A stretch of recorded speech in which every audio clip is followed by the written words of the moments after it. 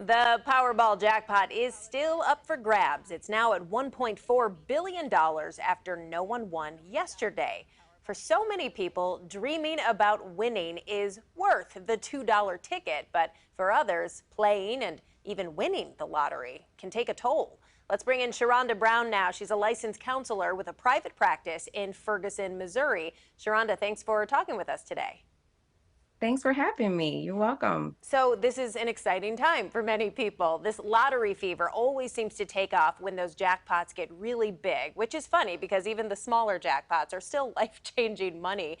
What do you think it is about the frenzy that gets people so excited? Well, money is a motivator and it's a real easy investment to make.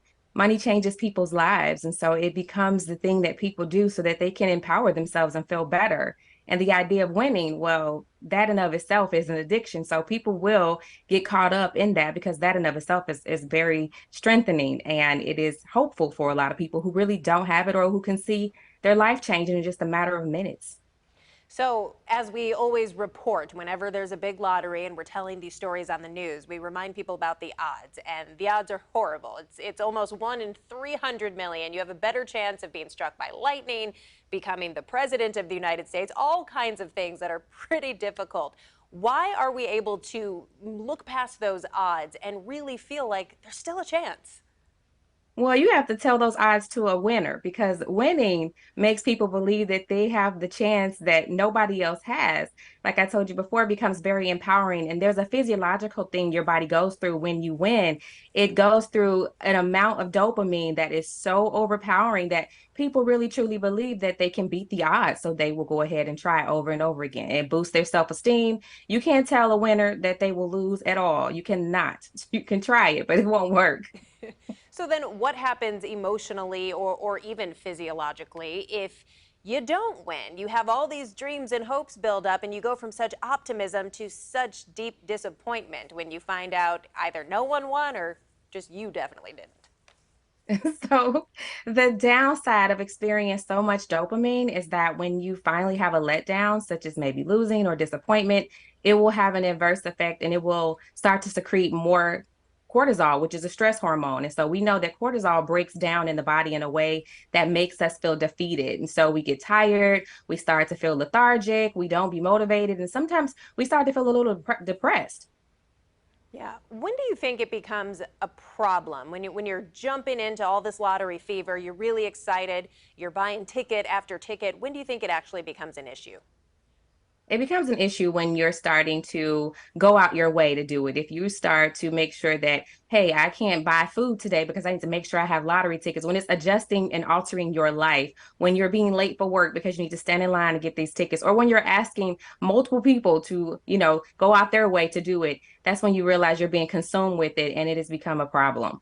Yeah. So you mentioned what it can be like, how overwhelmingly positive it can feel if you were to actually win. What about the potential negative mental effects of if you were to actually win one of these huge jackpots?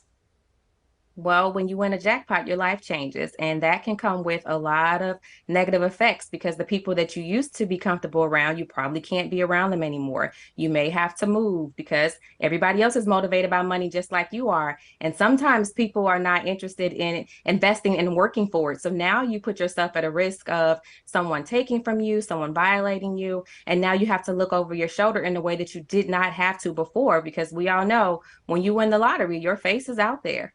Yeah. So, from a mental health standpoint, everyone always likes to talk about what they would do, the first thing they would do if they won big.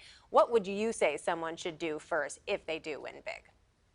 Well, I try to tell people what to do with their money, but I will definitely say maybe relocate or find somewhere else to go because you are definitely going to be on the radar and you want to be safe. If you're going to spend your money, you want to spend your money in a safe environment where you don't have to look over your shoulder or worry about someone coming after you or someone coming after your wins or your children for that matter or your offspring. Yeah, that's for sure.